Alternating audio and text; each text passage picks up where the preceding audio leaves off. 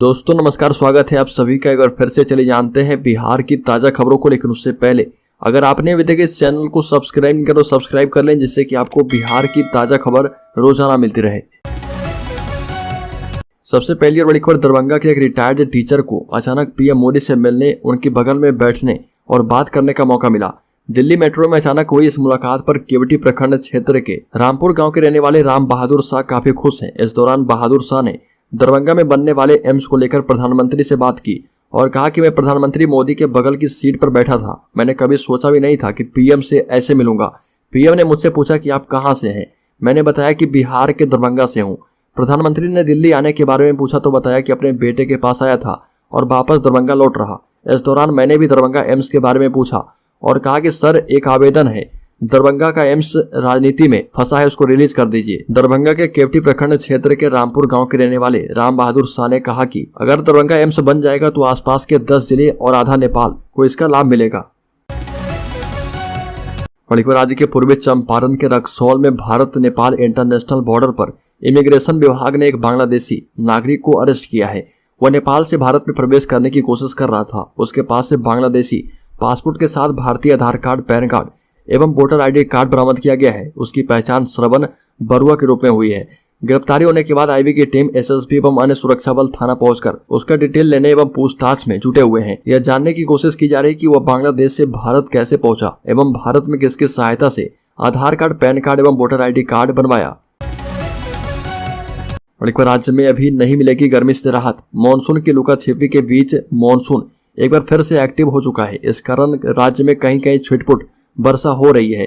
इसके साथ ही मौसम विभाग ने बिहार के कुछ जिलों में बारिश की संभावना जताई है, लेकिन कुछ जिले में अगले हफ्ते तक वर्षा होने की कोई उम्मीद नहीं है। जबकि इस दौरान 15 से 20 किलोमीटर प्रति घंटे की औसत रफ्तार से पूर्वा हवा चलने की उम्मीद है। इस वर्ष वर्षा कम होने के कारण जलस्तर नीचे जाने की सूचना भी आ रही है। मणिपुर सीएम उद्यमी योजना के फंड का दुरुपयोग करने वाले पर होगा केस। 12 अभ्यर्थियों पर कसा शिकंजा। बिहार में मुख्यमंत्री उद्यमी योजना के लाभार्थियों को मिलने वाली 10 लाख तक की राशि का दुरुपयोग करने पर अब केस दर्ज होगा और कानूनी कार्रवाई की जाएगी। बिहार उद्योग विभाग के प्रिंसिपल सेक्रेटरी संदीप पुंडरीक ने ट्वीट कर यह जानकारी साझा की और बीते हफ्ते में राज्य के बेगूसराय, गया और दरभंगा जिले में जांच के दौरान यह पता चला कि 12 लाभार्थियों ने मुख्यमंत्री उद्यमी योजना के तहत मिली राशि का दुरुपयोग किया है और जिनसे अब रकम की वसूली होगी और केस दर्ज करके कार्रवाई शुरू की जाएगी। राज्य के पटना जिले में दुष्कर्म को सहमति से संबंध बताना दरोगा को पड़ गया भारी। दुष्कर्म के आरोपी को प्रेमी और पीड़िता को प्रेमी बताकर मर्जी से संबंध बनाने के बाद केस डायरी में लिखकर पूरे मामले को दबाने के आरोप में राजीव नगर थाने के दारोगा शंभू शंकर को एसएसपी राजीव मिश्रा ने निलंबित कर दिया है।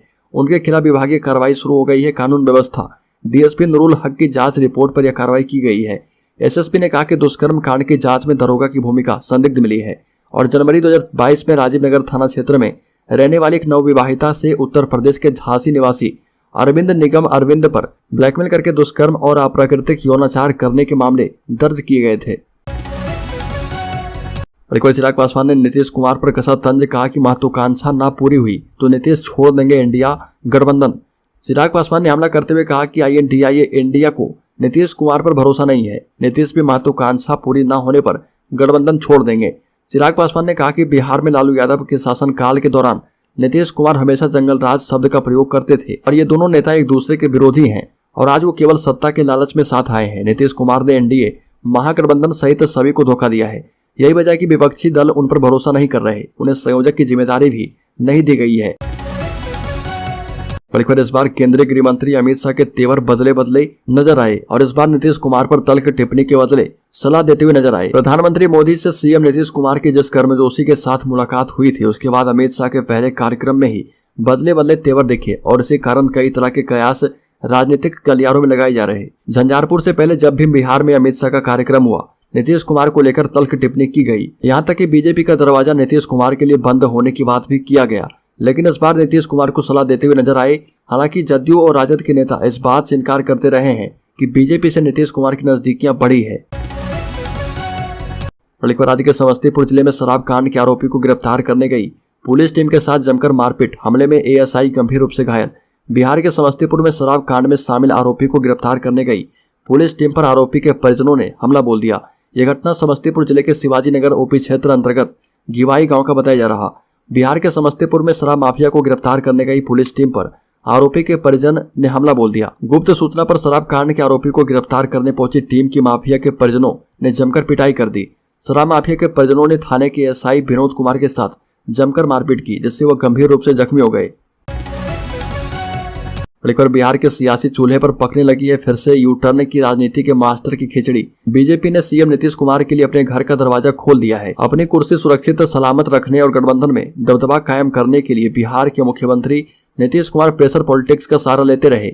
साल 2005 से अब तक नीतीश की पार्टी जेडीयू ने कभी अपने दम पर सत्ता हासिल नहीं की है। हमेशा उसे किसी के साथ की आवश्यकता पड़ी है। लंबे समय तक तो नीतीश कुमार बीजेपी के साथ रहे, दूसरी बार आरजेडी के साथ रहे। हर मौके पर उन्होंने प्रेशर पॉलिटिक्स और तिकड़म का सहारा लिया। सहयोग करने वालों को उन्होंने काबू में रखने की कोशिश की और उनकी प्रेशर पॉलिटिक्स के कई नमूने देखने को मिलते हैं। इस बार आरजेडी पर दबाव बढ़ाने के लिए नीतीश कुमार दिल्ली चले गए और राष्ट्रपति के भोज में शामिल होकर गर्मजोशी के साथ प्रधानमंत्री मोदी के साथ हंसते खिलखिलाते देखे गए। और माना जाता है कि ऐसा करके नीतीश कुमार अपने सहयोगियों को ये संदेश देना चाहते हैं कि ये नहीं तो वो। बड़ीकर केंद्रीय गृह मंत्री अमित शाह पर टिप्पणी करने को लेकर बीजेपी के फायर ब्रांड नेता गिरिराज सिंह ने राबड़ी देवी और नीतीश कुमार के साथ एआईएमआईएम के ओवैसी पर भी हमला किया। गिरिराज सिंह ने कहा कि नीतीश कुमार अपना भरोसा खत्म कर चुके हैं। राबड़ी देवी ने तो पूरे बनिया समाज को अपमानित किया।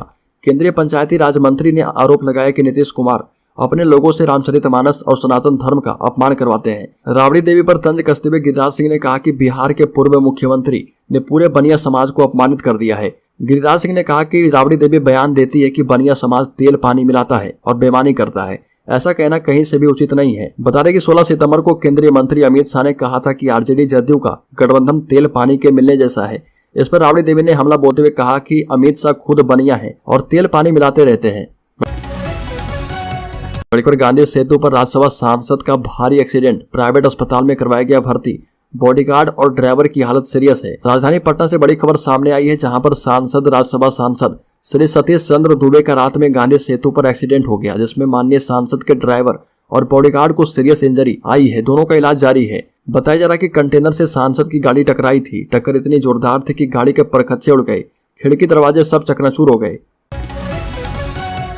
बड़ीकर चुनावी रणनीतिकार प्रशांत किशोर ने कहा कि शिक्षा मंत्री चंद्रशेखर को मैं जानता हूं, वो बेहद समझदार व्यक्ति हैं और पढ़े लिखे हैं, उनसे आरजेडी वाले ये सब कहलवाते हैं। चुनावी रणनीतिकार से नेता बने प्रशांत किशोर ने आरजेडी और तेजस्वी यादव को लेकर बड़ा बयान दिया। प्रशांत किशोर ने कहा कि शिक्षा मंत्री चंद्रशेखर रामचरितमानस को लेकर पोटेशियम साइनाइड बड़ा बयान देते हैं, फिर भी उन पर कोई कार्रवाई आरजेडी नहीं करती है। यह हैरानी की बात है। प्रशांत किशोर ने कहा कि बड़ी बात यह है कि तेजस्वी यादव उनके बयान से सहमत भी नहीं होते हैं, फिर भी शिक्षा मंत्री पर कार्रवाई नहीं होना थोड़ा अजीब लगता है। प्रशांत किशोर ने कहा कि आखिर यह कैसे संभव है। इसका मतलब यह है कि आरजेडी के शीर्ष लोग जानबूझकर उनसे यह सब कहलवाते हैं।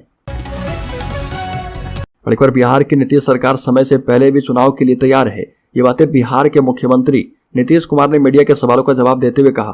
केंद्रीय गृह मंत्री अमित शाह के बिहार में समय से पहले चुनाव के बयान पर नीतीश कुमार ने कहा कि हम लोग हमेशा चुनाव के लिए तैयार रहते हैं। हम तो चाहते हैं कि देश में भी समय से पहले चुनाव हो जाए। भारत सरकार चाहे तो ऐसा कर सकती है। हम लोग हर समय चुनाव के लिए तैयार रहते हैं।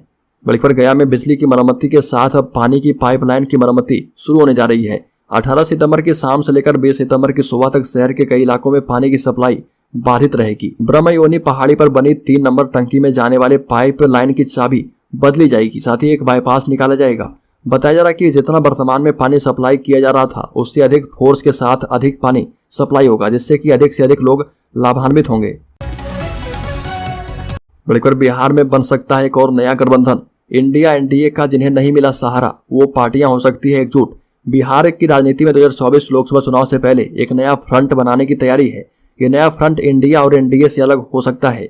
इसमें पप्पू यादव की पार्टी जाप, मायावती की पार्टी बसपा, ओवैसी की पार्टी एआईएमआईएम और मुकेश सैनी की पार्टी वीआईपी शामिल हो सकती है। हालांकि बसपा सुप्रीमो मायावती ने साफ कर दिया है कि उनकी पार्टी अकेले चुनाव लड़ेगी। बसपा के प्रदेश अध्यक्ष शंकर महतो ने कहा कि छोटी छोटी पार्टियां हमारे साथ अगर आना चाहती है तो इस पर फैसला बहन मायावती करेंगी।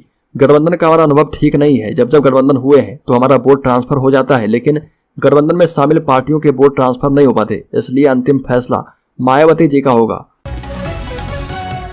बड़ीकर पूर्व सांसद एवं नीतीश सरकार में मंत्री रहे डॉक्टर मोनजीर हसन राष्ट्रीय लोक जनता दल का दामन थाम रहे और पूर्व केंद्रीय मंत्री उपेंद्र कुशवाहा की पार्टी में आधिकारिक तौर पर शामिल होंगे। पार्टी के कैंप ऑफिस में इसके लिए मिलन समारोह का आयोजन किया गया है। रालोजद के प्रदेश महासचिव सह प्रवक्ता रामपुकार सिन्हा के मुताबिक पार्टी के राष्ट्रीय अध्यक्ष एवं पूर्व केंद्रीय मंत्री उपेंद्र कुशवाहा खुद इस मौके पर मौजूद रहेंगे। मोनजीर हसन के रालोजद में शामिल होने को लेकर पटना में कई जगहों पर 3 दिन पहले से होर्डिंग और बैनर लगाए गए हैं। यहाँ तक कि जदयू के प्रदेश कार्यालय के सामने भी मोनजीर हसन के फोटो के साथ बैनर लगाए गए हैं। प्रदेश प्रवक्ता ने दावा किया कि उनकी पार्टी का कुनबा लगातार बढ़ रहा और कार्यकर्ताओं की संख्या बढ़ रही है। नए लोग पार्टी से जुड़ रहे और इसके लिए लगातार राज्य के हर जिले में कार्यक्रम आयोजित किए जा रहे और रालोजद पार्टी को मजबूत बनाने के लिए खुद राष्ट्रीय अध्यक्ष घूम रहे। रामपुकार सिन्हा ने नाम तो नहीं बताया पर दावा किया कि जदयू में नाराज चल रहे कई और भी नेता हैं जो आने वाले दिनों में उस पार्टी को छोड़ देंगे और फिर राष्ट्रीय लोक जनता दल में शामिल होंगे। बड़ी खबर जन अधिकार पार्टी के राष्ट्रीय अध्यक्ष राकेश रंजन उर्फ पप्पू यादव ने फतुहा में हुए ट्रिपल मर्डर मामले की जांच के लिए राज्य सरकार से एसआईटी का गठन करवाने की मांग की। साथ ही पीड़ित परिवार को मुआवजा देने और इस सनसनीखेज वारदात को अंजाम देने वाले अपराधियों के खिलाफ स्पीडी ट्रायल चलाने की मांग की है। पीड़ित परिवार से मिलने के बाद पप्पू यादव ने कहा कि राज्य सरकार से हमें न्याय की उम्मीद है, इसलिए ट्रिपल मर्डर कांड की जांच एसआईटी से करानी चाहिए क्योंकि यहाँ पर राजनीति और वर्चस्व की लड़ाई चल रही है। छोटे से विवाद और 400 रुपए के लिए गोली मार दी जा रही है। बीच में कोई समझाने आया तो उसे भी 3 गोली मारी गई। यहाँ कुछ भी ठीक नहीं चल रहा। पप्पू यादव ने सवाल उठाया कि क्या समाज में जहर नहीं घुल रहा।